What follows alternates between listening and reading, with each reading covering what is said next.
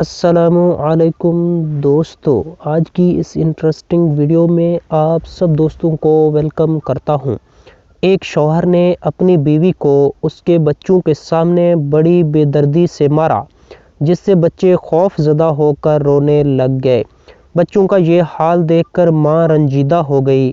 جیسے ہی اس کے شوہر نے اس کے چہرے پر مارا تو روتے ہوئے کہنے لگی، میں بچوں کی وجہ سے رو رہی ہوں، اور پھر اچانک کہا میں جا کر تیری شکایت کروں گی۔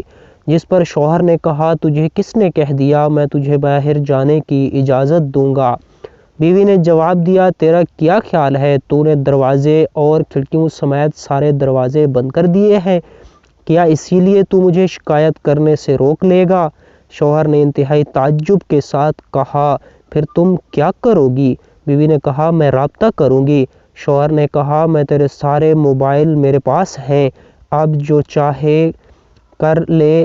جیسے ہی بیوی غسل خانے کی طرف لپکی، شوہر نے سمجھا شاید یہ غسل خانے کی کھڑکی سے بھاگنے کی کوشش کرے گی، اسی لیے بھاگ کر جلدی سے غسل خانے کے باہر کھڑکی کے پاس کھڑا ہو کر انتظار کرنے لگا۔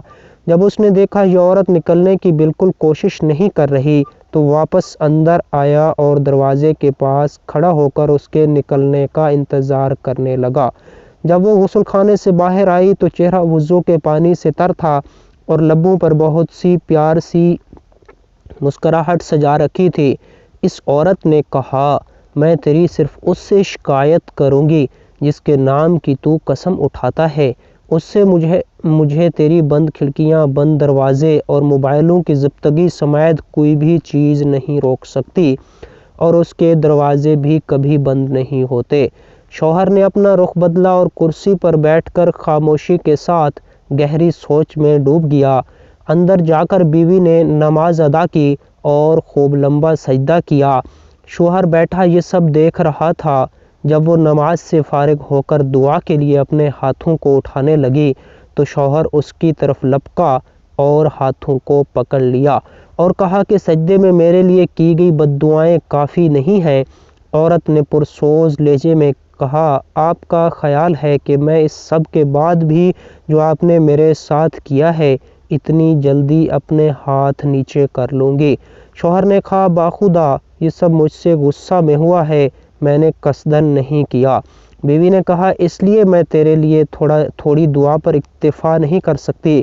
بد دعائیں تو میں شیطان کے لیے کر رہی تھی جس نے تجھے غصہ دلایا۔ میں اتنی احمق نہیں ہوں کہ اپنے شوہر اور شریک حیات کے لیے بد دعا کروں۔ یہ سن کر شوہر کی آنکھوں سے آنسوں کی دھار لگ گئی اور اس نے بیوی کے ہاتھ کو بوسہ دیتے ہوئے کہا کہ میں آج آپ سے وعدہ کرتا ہوں کبھی بھی آپ کو برائی کے ارادے سے ٹچ نہیں کروں گا۔